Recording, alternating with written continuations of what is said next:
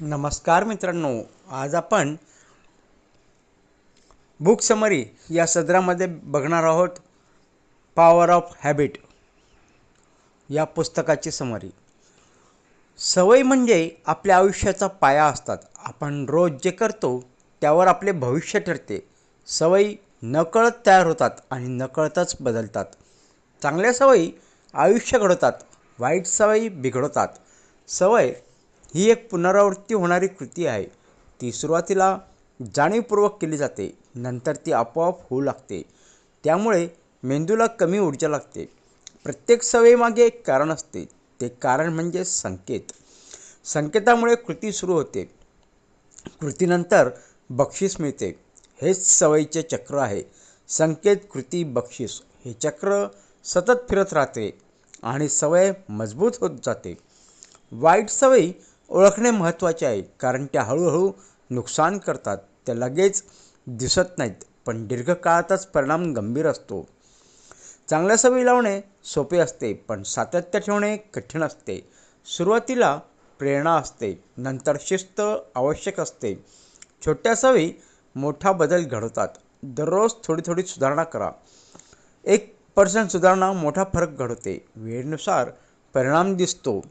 सवय तयार करण्यासाठी वेळ लागतो, लगेच परिणाम दिसत नाही। संयम आवश्यक आहे, सातत्य अधिक महत्त्वाचे आहे। वातावरण सवयींवर परिणाम करते। आपल्या भोवतीचे लोकही प्रभाव टाकतात। चांगल्या लोकांसोबत राहा, सकारात्मक वातावरण तयार करा। वाईट सवयी तोडण्यासाठी योजना करा, त्यांचा संकेत ओळखा, तो बदलण्याचा प्रयत्न करा। पर्याय म्हणून चांगली सवय लावा, सवय सोपी ठेवा। कठीण सवयी टिकत नाहीत। लहान पावलांनी सुरुवात करा, हळूहळू वाढ करा। स्वतःला बक्षीस देणे महत्त्वाचे आहे, त्यामुळे प्रेरणा वाढते, आनंद मिळतो, सवय टिकून राहते। ओळख सवयींशी जोडलेली असते। आपण स्वतःला कसे पाहतो हे महत्त्वाचे आहे। मी चांगला वाचक आहे असा विचार करा, त्यानुसार कृती करा। सवयी बदलणे शक्य आहे, पण त्यासाठी प्रयत्न लागतो। अपयश आले तरी थांबू नका, पुन्हा सुरुवात करा।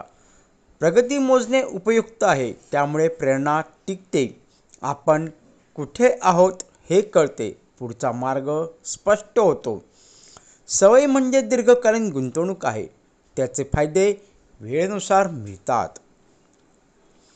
लगेच परिणाम न दिसला तरी चालेल, सातत्य ठेवा। वाईट सवयी टाळण्यासाठी त्यांना कठीण करा, चांगल्या सवयी सोप्या करा।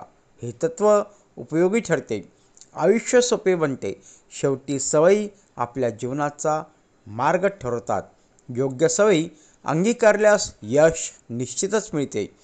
तर मित्रांनो, तुम्हाला ही बुक समरी कशी वाटली ते नक्की कळवा।